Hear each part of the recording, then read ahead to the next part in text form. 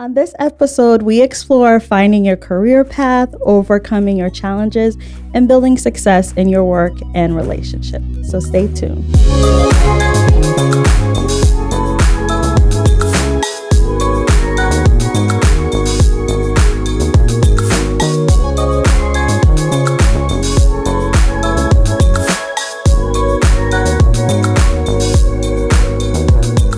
Hey everyone, welcome back to another episode of Good Luck Sis. I'm your host Ellie. And I'm your host Tati J. And today we have another amazing episode for you. We have a guest on this episode. We have Woodlin here with us. Welcome. Welcome. How y'all doing? Thanks for having me. So why don't you go ahead and tell our listeners about yourself, what you do. Sure. So my name is Woodlin Lareche. I'm a physical therapist. I recently graduated last year from the Massachusetts College of Pharmacy and Health Sciences. Okay, I love that. If you guys are not from Boston, you don't understand how that's a top school, baby. Alumni. Yes.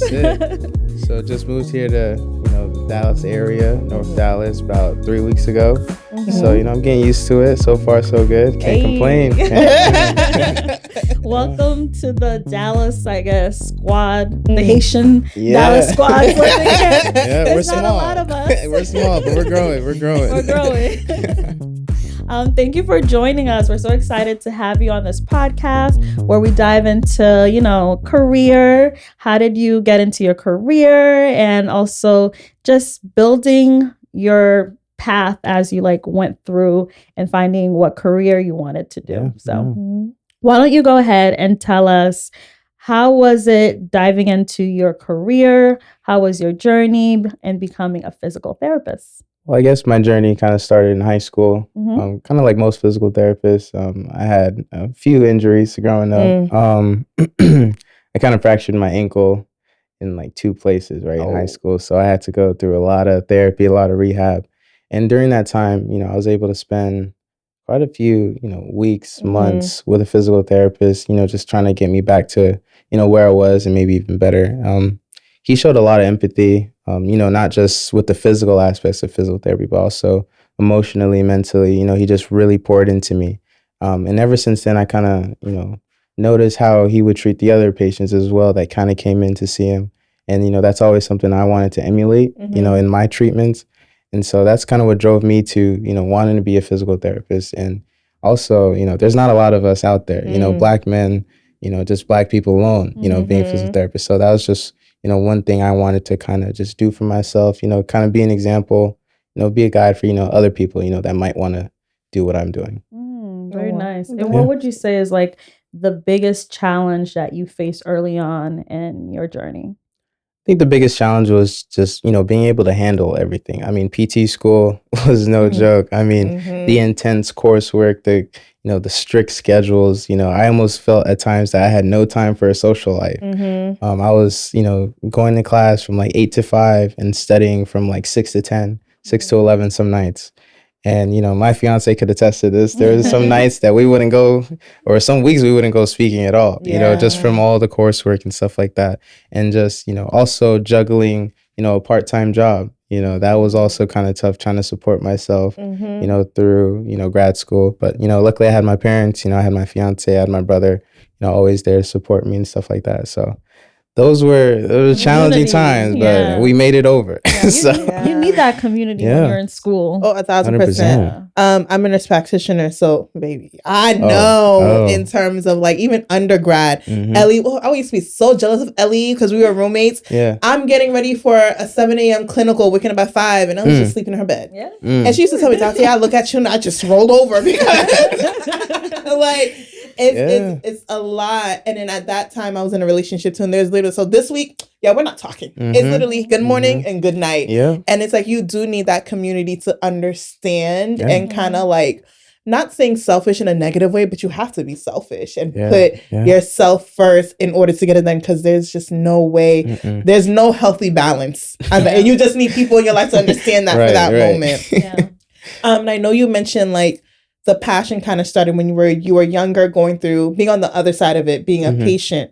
Were there times during school you felt like sometimes the passion kind of went down just based on the workload. How did you keep that alive? Yes, day one.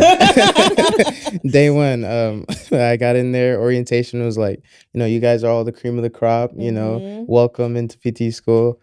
So, this is the challenge or whatever. And there's like, some of y'all won't make it. Yeah. Some of y'all might quit tomorrow. And I was like, wow, I think that's me. I was like, geez, it was so. I leave right now? That's what I'm saying. It was so intimidating. But, definitely. I mean, there were times where I really got humbled. Going through undergrad, it wasn't that hard. I was getting A's without trying, like a B plus.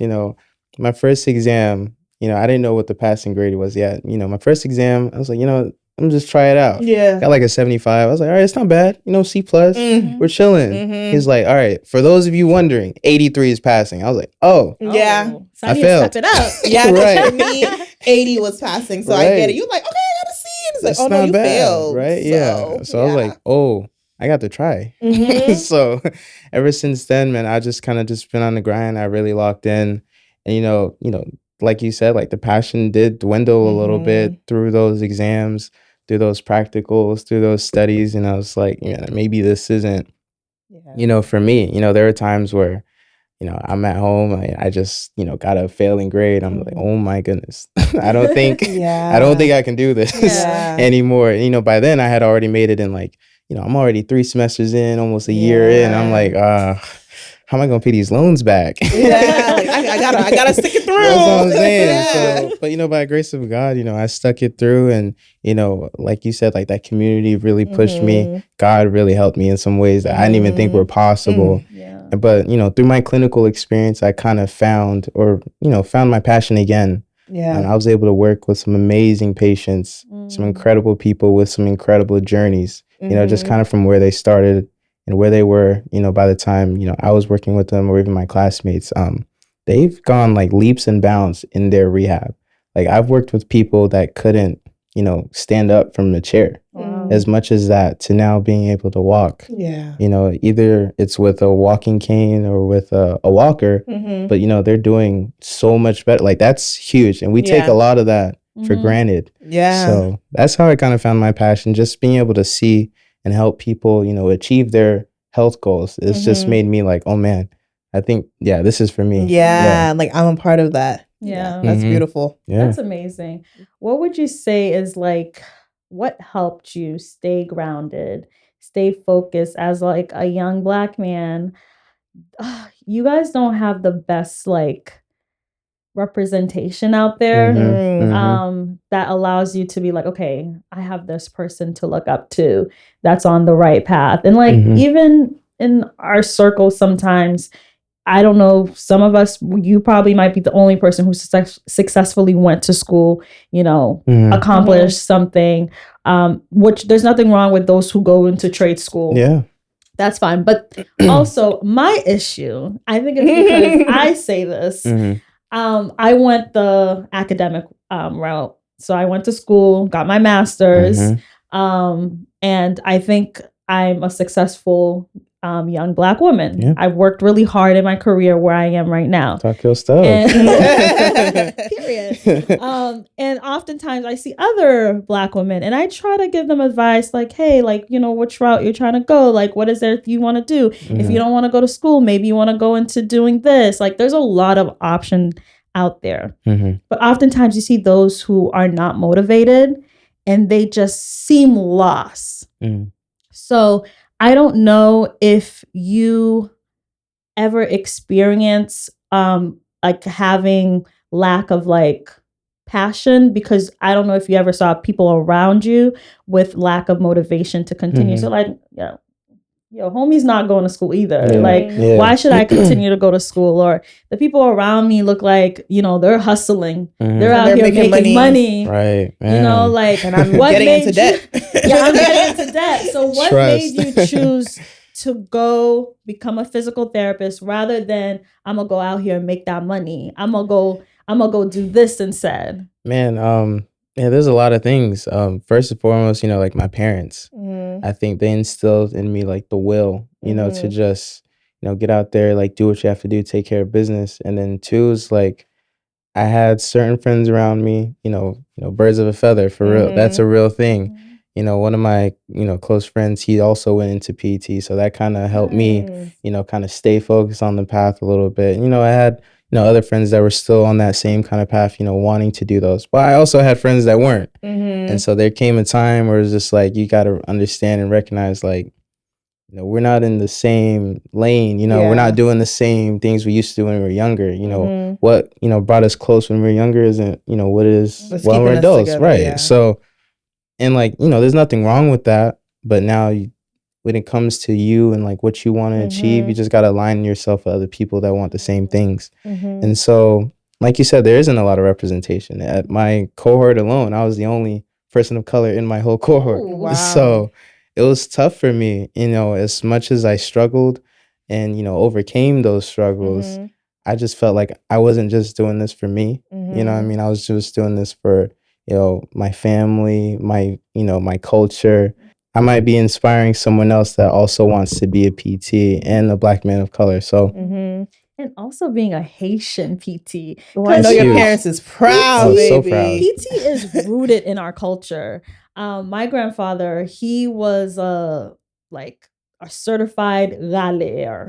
Yeah. Okay, like everybody used to come to the house to get râlé, and everyone would come back. Oh, papi, me senti bien. Like I feel good. Like he had clients. Like this is the thing.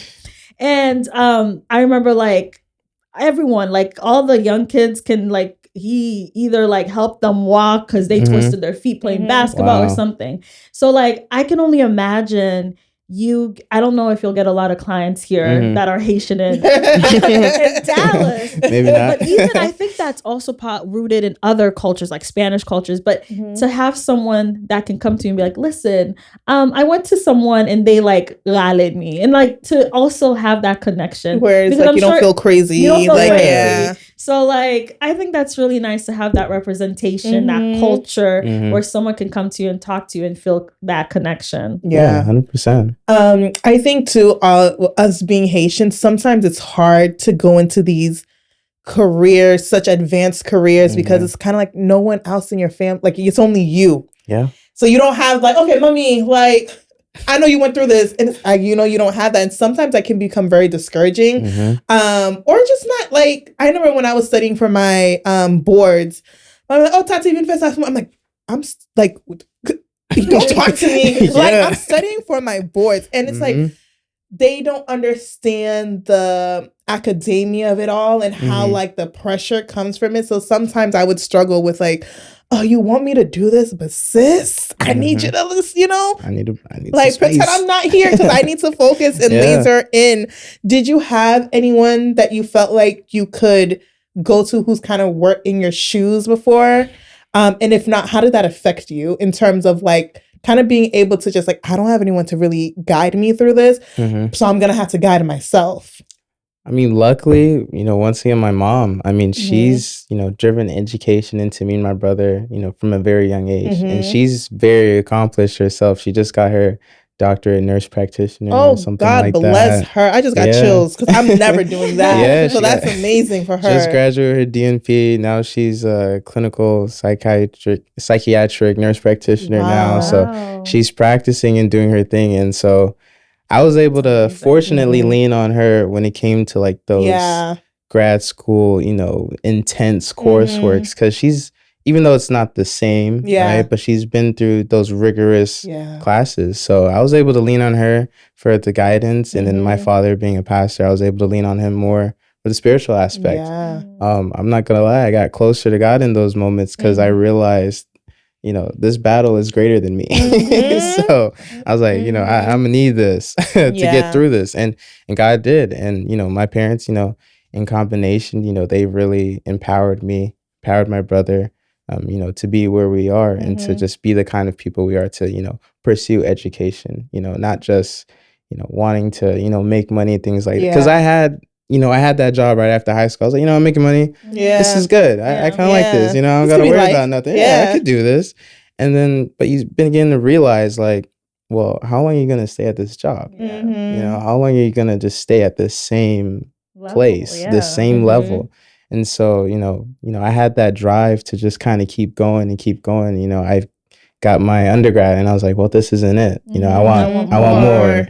And my mom, I mean, like I said, she's been in school, through most of my childhood and even up till now. Like she just graduated like last year. So so we've seen her, through I believe it. She's going for something else. And I believe it. And like, so we've seen her through all these, phases of, school, and it's just been a great, inspiration, a great guide, great motivation. So shout out, Mom. Appreciate that. Yeah. I love that because honestly, not depending on when our parents came to this country, not a lot of them have those opportunities. Like I remember when I was like in 3rd grade, my mom was in school to get her GED. Like I was helping her with her homework, and then she had to drop out because my tuition was getting up there. She had to put more hours. So that's always something like I remember when I'm going through those tough times, I'm like, sis, your mom couldn't even do this because like she needed to provide for you. So it's like, it's not only for us, it's for them too. 100%. Like, I'm like, your name should be on this degree. Like, like I did the actual work, but the motivation and force definitely came from you. So I think I'm so proud of your mom. That's beautiful. She's amazing. And I dedicated that doctorate degree to her. I gave my dad the undergrad degree because he pushed me to get that one too. So they've been both pillars in my foundational like upbringing for sure. That's beautiful. That is. And I'm happy that you kind of brought up that you are a PK kid. And we know the stereotype behind PK kid. You are still in church. You're still attending church. You have a good relationship with God. You often don't see that much with PK kids. What helped you stay in the church, and what helped you still build that relationship with God and not run away from him? I think my involvement, I play the piano. So growing up, I was able to, play the piano at churches, stay involved with different things. Growing up, I had a big church community. So, after church, we didn't go home and eat. We'd go home and eat and then come back. And we'd be there till like 9, 10 o'clock. So we'd be having all these activities, whether it be like Pathfinder. I had a little a cappella group for a minute. So we were singing and stuff like that. And it progressed with us too as we grew up. Because in middle school, then I got into band and a couple of my friends did. And then we're like, well, let's make our own band at church. And so we started doing those things. Just being really involved. And so for me, it never really changed into my adulthood. I felt like that was always something I needed. Growing up, it wasn't something that was kind of forced onto me. And so that's kind of why I stayed. And that's just, who I am at my core. And then, me and my fiancée just being up in the same upbringing, religious upbringing, that's just kind of who we are. And so that's what we're staying true to. And I'm happy that we are, and I enjoy it, being able to experience different SDA churches in different places. I know we went to church a couple of weeks ago. I enjoyed that. And, going to the Dallas Project, that was another nice, area to be in. So I just really enjoy it. I feel like it just feels weird not having that connection. You know what I mean? I get kind of itches if I don't go to church. I'm like some don't feel right. Some don't feel right. So no, but that's definitely why I stayed and why I enjoy going. Not when I was growing up, it was like you got to go to church. Like let's go. And now it's like there's no one to do that. And so, but I'm glad. I'm still choose. So that's kind of what it is for me. Yeah, that's amazing because sometimes like I feel like I've seen people who were forced to go when they're younger. And I use force lightly, but it's like you didn't have a choice, you know? And then they grow up and they're just like, I have a choice, bye. And I think that also comes with not just being forced, but also like the type of church environment you're in. 100%. I've known people who have positive church environments going to a Haitian church when they're younger. And I know people who the Haitian church didn't necessarily support, them, and kind of that church developed at a young age, and that kind of just dictates how they move forward, unfortunately. So I think it's very commendable that you're still choosing to go. You're still choosing to find new churches, coming into a new state too. Sometimes, I don't know. I don't know where it is. I'm okay, because I think finding a church home is so hard too sometimes.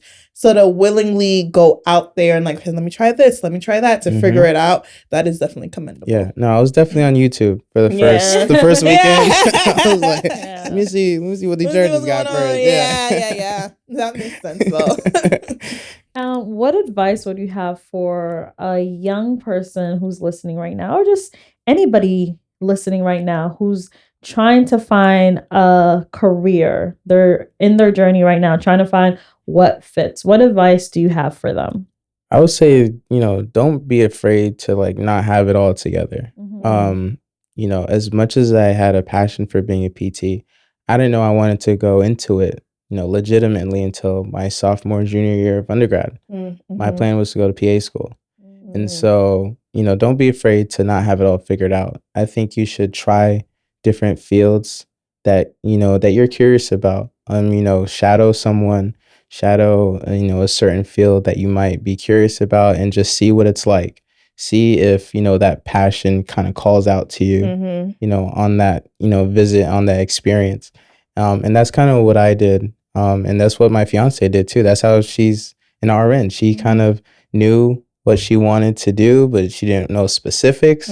So she shadowed different, things, and she figured out like, this is for me. Yeah. So I think that's what, if I could speak to someone, that's something you should definitely do. Get out there, be open-minded, experience different things, see what connects to you. So, yeah.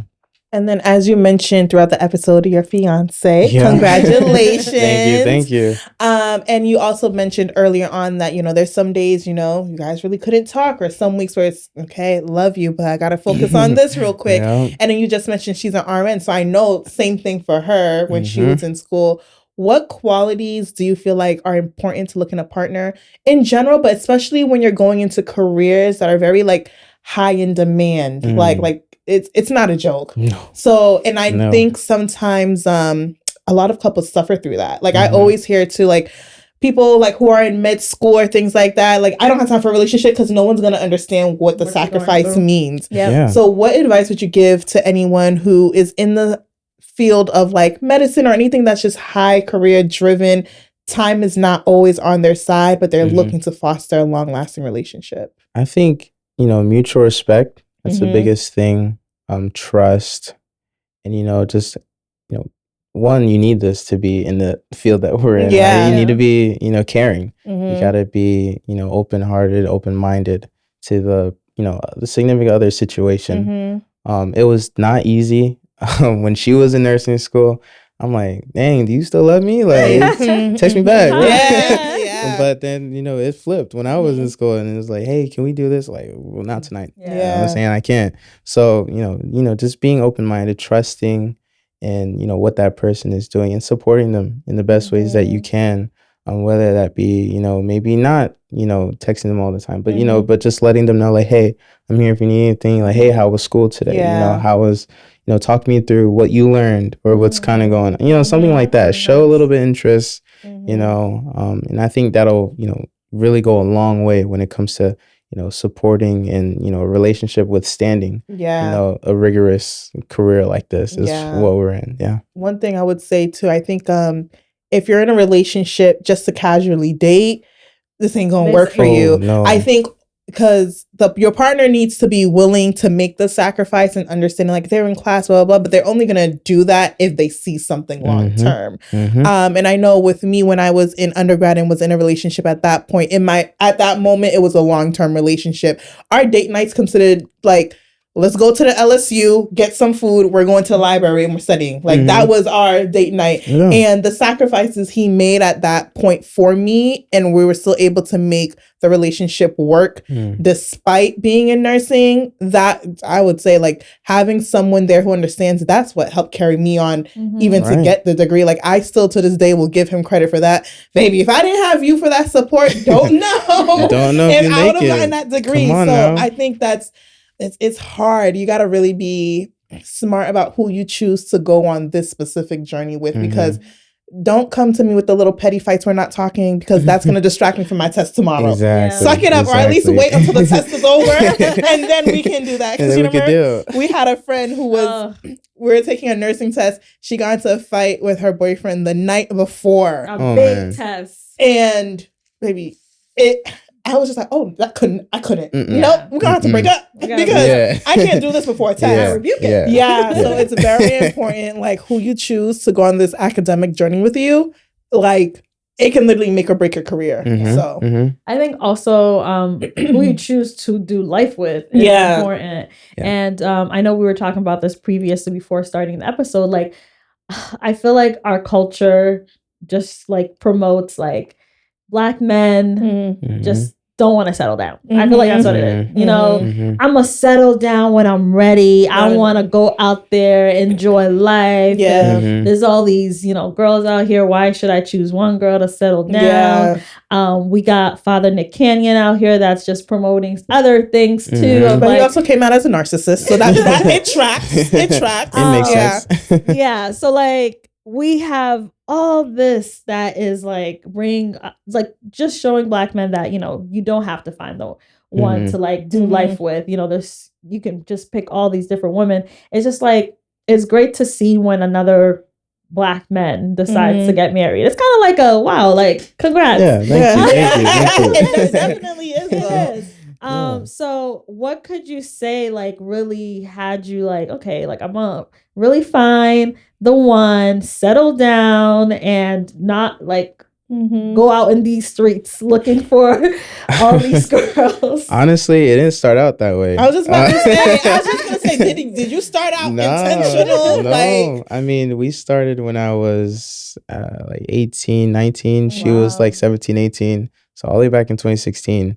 And so that was not the plan back then. I was just like, you know, she's a pretty cool girl. You know, you were very young. I just did the math. Very young, yeah. Okay. So we have literally grown together through all this time. You know, the relationship itself has grown, and there's been some growing pains. But I can't say that I wouldn't have it any other way. I mean, like because of where we are now, you know, 2-3 months now away from the wedding, like this is what we've been, you know, building up to. And you know, even through, you know, our parents, you know, instilling education into us, and you know, being able to understand like that's our foundation, that's our rock, like that's our boundary. You know, whenever it comes to that, as long as we do that, we could worry about everything else, but we just need to get this done. And so I just, from that moment, you know, and also how we kind of grew up, I just knew like, you know, Dari, she's legit. She's legit.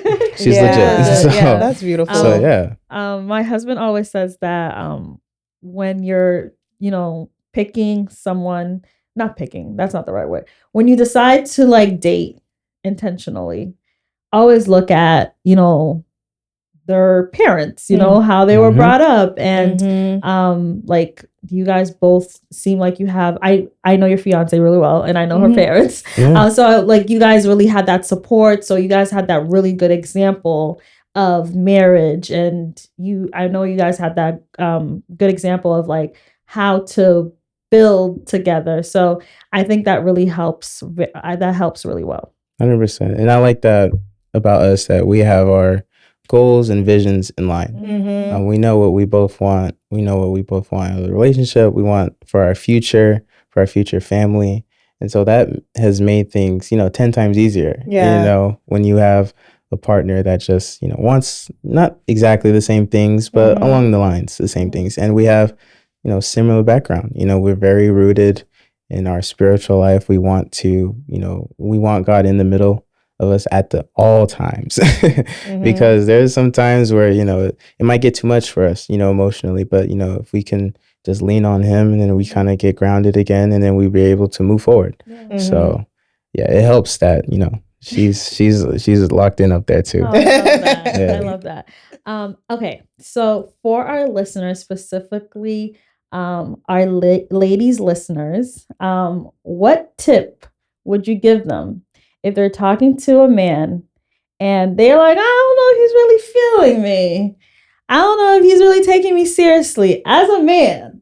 What's that tip of like, he don't like you, sis, move on, cut him off? It's the intentionality. I mean, I think me and my fiancée were talking about this last night. Like, you know, you just got to say it outright. And the guys will be outright. You'll see it in their actions, you'll see it in the way they talk. Yeah. If you feel like, a guy's like, yeah, let's hang out this time, or let's hang out again, and all you're doing is hanging out. Ooh.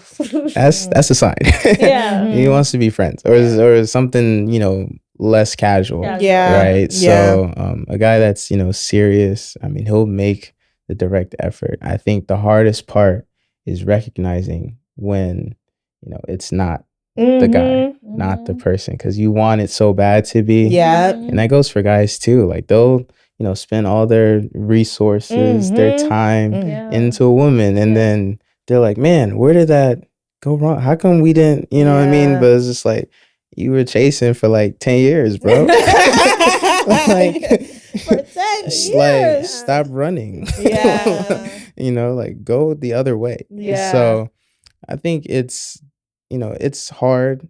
It's, it's easier said than done to recognize when it's just like, you're right, this is it, versus, it's not, but I want it to be it so bad. So I think that's the biggest thing. Because he'll show you 100%. Like he'll show you. Yeah. I had like a friend of mine ask me about, one of my other friends, like, hey, so what's up? Like, he said we're going to go out and stuff. I was like, you should probably just stop talking to him. Like, just stop talking. I don't know why it's so hard for a woman to be like, okay, he don't like me. If he wanted, he likes how I look. He likes my vibe, but he doesn't like me enough for me to be his girl. Yeah. It's a hard pill to swallow. It's a hard truth. It's a hard truth. It's rejection. It's technically rejection. And it's just like, and I think also society puts in women's heads like your standards are too much. So then you kind of try to mold yourself. Okay, maybe I am asking for too much. Maybe like flowers on the first date. Okay, maybe I'm forcing it. Like things like that. And because of that, you question yourself and you don't know, like you waver easily. And it's just like, sometimes I just feel like, as a single woman, as a single Black woman, me asking for A, B, and C for me shouldn't be, if my standards are too high for you, then you're not the one. That's it. But why project and try to tear my standards down? If I don't find him because my standards are really too high, then I don't find him.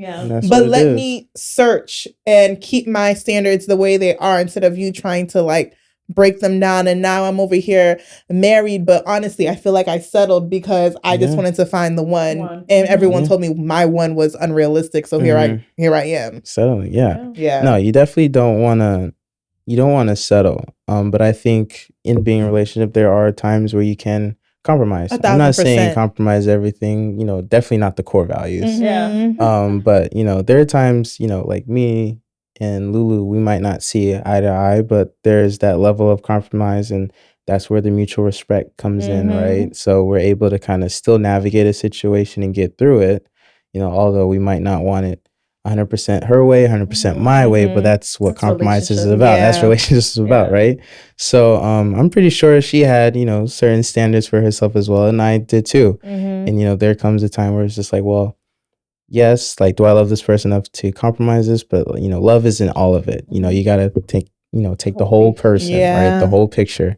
And so that's what we were able to do. And we're still learning to do that. Even after 8 years, we're still learning to do that. And even into marriage, I mean, it's only gotten better, I can say, by the grace of God. And so we're just looking forward to, carry that on for the rest of our lives, honestly. Yeah. Oh, that's so beautiful. Well, congratulations. I'm excited to celebrate with you guys. Thank you. Thank you so much for being part of our podcast. Thanks for having me. Thank you so much for sharing about your journey, and I wish you the best. I know you just started, so I know it's gonna get it might not be easy in your career, especially sometime where you work, you might be the only Black man, but I encourage you to continue to, shine and, stand up with your head high and walk into those rooms and don't show them that you're the boss. Okay. Hey, I received that. You might intimidate them, but show them that you're the boss. Okay? I'm literally a year into being a nurse practitioner. I would say give yourself a year. It's gonna suck. You're gonna feel like you don't know anything. Give yourself a year. And also, if you're able to find yourself a mentor, That is the biggest thing. I feel like I just got myself one. Yeah. And she actually works at my job. That would be great too. But if not, especially for the only Black person there, it's okay to not. Right. But yeah, give yourself a year. Give yourself grace for that year. And also just remember you're new. Everyone started where you started. And like I said, get yourself a mentor. Yeah, definitely. Yeah. Luckily, I've been able to have, so far a good team at my job. Everybody's really supportive. I've only been there a week or two, but, it's been like a good challenge. I've waited for this, my whole life. I prayed for this. To be the man, at the job. So, I'm taking it in stride and, I'm learning a lot from everybody. So yeah, I will find a mentor. I think that's the biggest thing. There's a lot of things in the real world that they don't teach in school. Yeah. So I gotta find one. Yeah. 1,000%. Yeah. No, thank you guys. I appreciate the time. Of course. Thank you. We're going to move on to our next segment called Melon Monday. So this is where you share with our audience where we can find you, follow you. If they want to visit Dallas and see a physical therapist, hey, where can they find you? So come if you don't want to share where you work. I was going to say, you don't got to share your job out here. Okay? You don't. It's okay. All right. Well, if you're in the North Dallas area, come to a city called Allen, Texas. Yeah. You might find a physical therapist there. Yeah. Okay, that's good. Might look like me. But yeah, I'm Woodlin Lareche, doctor of physical therapy. And so, that's where you can find me, probably in the Allen, Texas area. But yeah, if you guys ever need anything, knee, hip, shoulder, elbow, wrist, hand, ankle, foot, I'm your guy. There you go. And where can they follow you on Instagram? You can follow me on Instagram at W0_0D. And yeah, so you can follow me, follow my life, follow my PT, right? My PT journey. Some wedding pictures, right? Wedding pictures about to drop. Oh yeah, we about to do a second drop on the engagement photos coming soon. Exclusive. I got the exclusive on that. So be on the lookout. Yeah. Awesome. And our last segment is our my favorite brand. This is where you share about. Ooh, I would actually, you can share. I just got excited for a moment. So this is where you share about like a favorite brand that you like, maybe self-care, maybe like just a product that you use, a clothing line. But the second brand, if you weren't going to share about this, but anything like that could help with like, pain or like anything related to physical therapy. Okay. Well, the first brand is Owala. I was not, drinking a lot of water. I wasn't staying hydrated throughout the day, but shout out my fiancée. She got me right with that Owala. So I've been, drinking, 40 ounces every day, trying to stay hydrated. The second thing, if you guys ever have like any, back pain, some knee pain, the biggest thing you want to do is stretch and light strengthening. And so what I mean by that is with a back stretch is you can stand up straight, try to go bend down and touch your toes. Hold that for 30 seconds, 3 times, all right, for a total of like a minute and a half, all right? You do that in the morning, you do it before you go to bed, it'll change your life. I'm telling you. With the knee pain, same thing. You want to stretch your quads as much as you can, stretch your hamstrings as much as you can. The best time to stretch is in the morning. That's when you're most laxed. That's when your body's at this most rested point. And as you go on throughout the day, you kind of build up on that pressure, but you can handle it a little bit better. And so you do it before bed, you do it in the morning, you're good. I'm telling you. I gotta start doing that because these back and knees, baby. Right? The way my back was set up at 20, it's not set up like that at 30. My knees is like 60 right now. Help us, God, baby. Help us. Well, thank you so much for being part of our podcast. We really enjoyed talking to you. Thank you. And hope to have you again on another episode. Hopefully soon. I might bring Lulu. There you go. Right. Nice little black couple. All right, come on down. That would be awesome. Thank you guys for tuning in to our episode. Hope you guys enjoyed this episode. Make sure you guys click that subscribe button. And if you are not following us on Instagram, make sure you guys go ahead and follow us. And we'll catch you guys on our next episode. Bye. Bye.